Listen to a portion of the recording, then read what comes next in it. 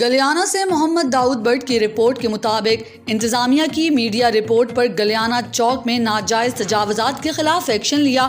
ناجائز تجاوزات والوں کو 2 دن کا وارننگ نوٹس۔